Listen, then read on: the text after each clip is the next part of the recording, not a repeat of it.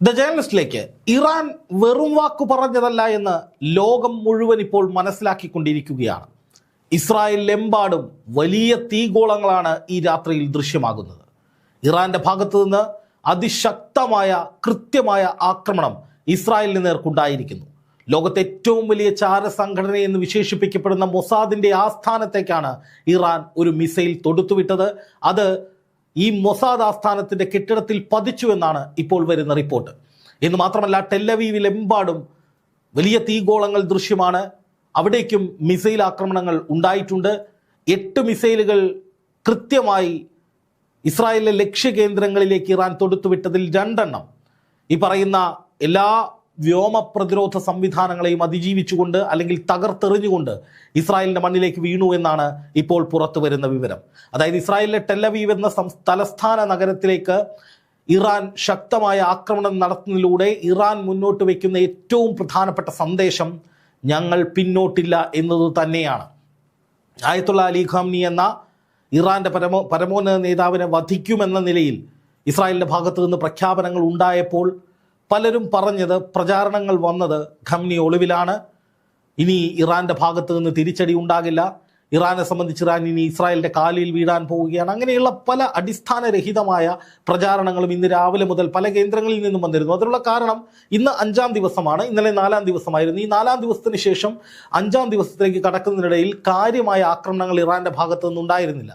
അപ്പോൾ പൊതുവിൽ ഉണ്ടായ ഒരു ചർച്ച എന്ന് പറയുന്നത് ഇറാൻ ഭയന്നിരിക്കുന്നു, ഇറാൻ ഇസ്രായേലിന് മുന്നിൽ അടിയറവ് പറഞ്ഞിരിക്കുന്നു, അമേരിക്കയുടെ കാലിൽ വീണ എങ്ങനെയെങ്കിലും ഈ യുദ്ധം ഒത്തുതീർപ്പാക്കാൻ വേണ്ടി ഇറാൻ ശ്രമിക്കുകയാണ് തുടങ്ങി നിരവധിയായ വാദങ്ങൾ പല ഭാഗത്തു നിന്നും വന്നിരിക്കുന്നു. പക്ഷേ ഒരു കൊടുങ്കാറ്റിന് മുമ്പുള്ള കേവലം ശാന്തത മാത്രമായിരുന്നു അത് എന്ന് തെളിയിക്കുന്ന വിധത്തിലാണ് അല്പസമയം മുമ്പ് ചില നിർണായകമായ റിപ്പോർട്ടുകൾ പുറത്തു വന്നിരിക്കുന്നത്.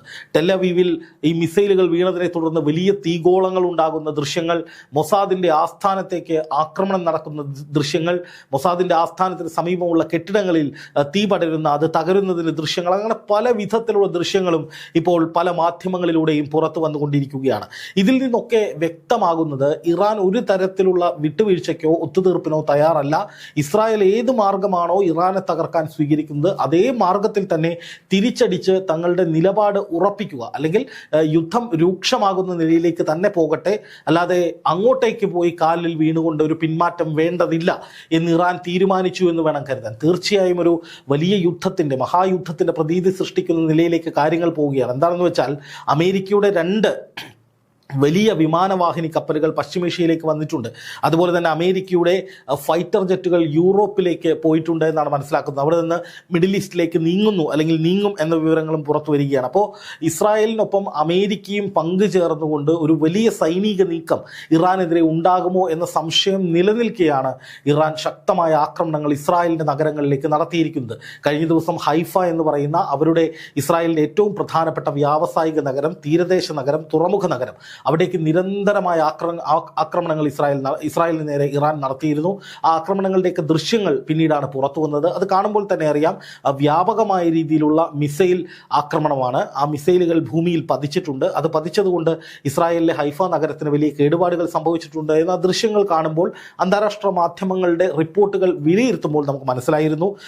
അതിനുശേഷം പലരും ഇസ്രായേലിൽ നിന്ന് എന്ന് പറഞ്ഞുകൊണ്ട് പല ആളുകളും ചില പ്രചാരണങ്ങൾ നടത്തി, ഇസ്രായേലിലൊന്നും സംഭവിച്ചിട്ടില്ല, അവിടെ ഒന്നും ഉണ്ടായിട്ടില്ല എന്നൊക്കെ. പക്ഷേ ഈ ആക്രമണം ഇസ്രായേൽ സ്ഥിരീകരിച്ചിട്ടുണ്ട്. അതായത് ടെല്ലവീവിലേക്ക് നടന്ന ആക്രമണം, അങ്ങനെ ഒരു ആക്രമണം നടന്നിട്ടുണ്ട് എന്നും കടുത്ത രീതിയിൽ തന്നെ തിരിച്ചടിക്കുമെന്നും ഇസ്രായേൽ സ്ഥിരീകരിച്ചിട്ടുണ്ട്. ഇതിൽ ഏറ്റവും പ്രധാനപ്പെട്ട കാര്യം ഈ മൊസാദിന്റെ ആസ്ഥാനത്തേക്ക് നടന്ന ആക്രമണമാണ്. അതായത് IRGC എന്ന ഇറാന്റെ ഏറ്റവും പ്രധാനപ്പെട്ട സേനയുടെ തലവനെയും അതുപോലെ തന്നെ ഉപദേഷ്ടാവിനെയും ഇന്റലിജൻസ് മേധാവിയെയും ഒക്കെ ഇസ്രായേൽ വധിച്ചപ്പോൾ ഇറാൻ അതിന് തിരിച്ചടിയായി തെരഞ്ഞെടുത്തിരിക്കുന്നത് മൊസാദിനെയാണ്. മൊസാദിന്റെ ആസ്ഥാനം തന്നെ ആക്രമിക്കുക എന്ന നിലയിലേക്ക് ഇറാൻ പോകുമ്പോൾ അവർ നൽകുന്ന സന്ദേശം, ഞങ്ങളുടെ നേരെ നടത്തിയ ആക്രമണത്തിന് സമാനമായ രീതിയിൽ തീക്ഷ്ണമായ തീവ്രമായ ആക്രമണം നിങ്ങൾക്കെതിരെയും നടത്തുമെന്ന സന്ദേശമാണ് ഇറാൻ അതിലൂടെ മുന്നോട്ട് വയ്ക്കുന്നത്.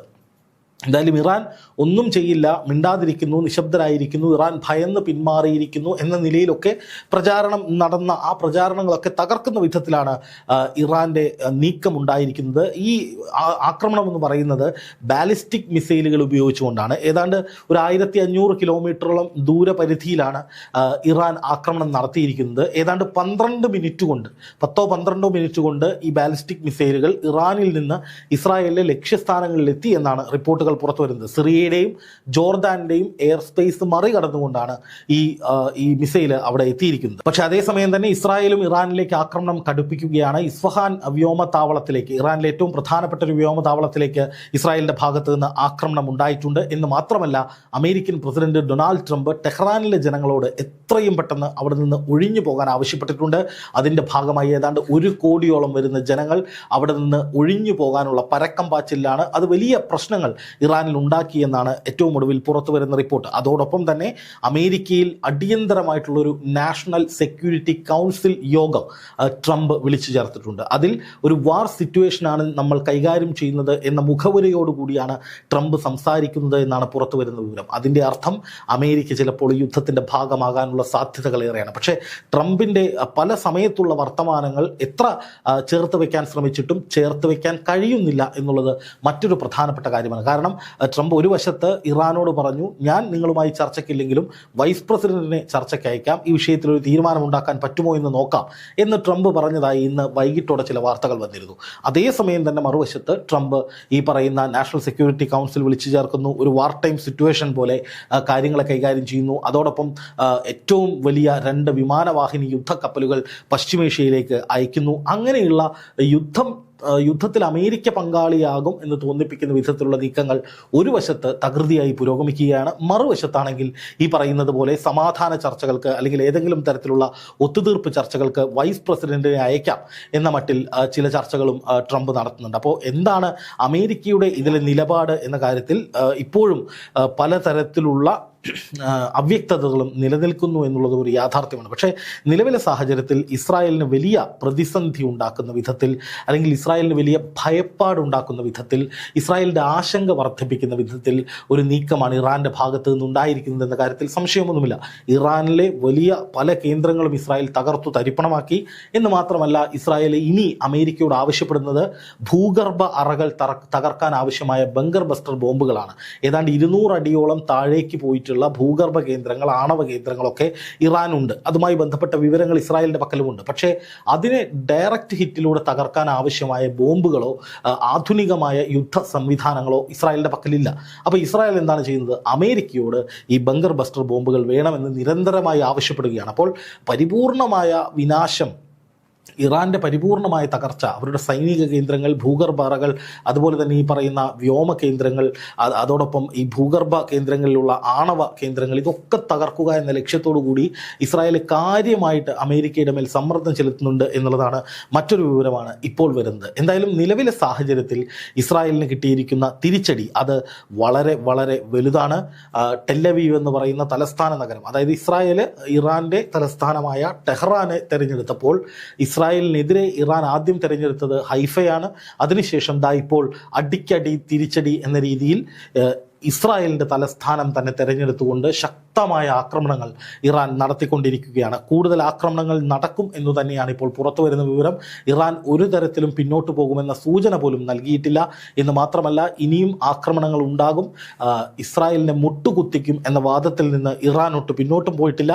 അതുകൊണ്ട് തന്നെ ഇനി ഇസ്രായേലിന് എന്തൊക്കെയാണ് സംഭവിക്കുക എന്നത് കാത്തിരുന്ന് തന്നെ കാണേണ്ടതാണ്. എന്തായാലും മൊസാദിനെ തന്നെ ടാർഗറ്റ് ചെയ്തുകൊണ്ടുള്ള ഈ ആക്രമണം എന്ന് പറയുന്നത് ഇസ്രായേലിനുള്ള ഒരു വലിയ മുന്നറിയിപ്പും അതേപോലെ അന്താരാഷ്ട്ര തലത്തിൽ യുദ്ധഭീതി വർദ്ധിപ്പിക്കുന്ന ഒരു കാര്യവുമാണെന്നതിൽ സംശയമില്ല.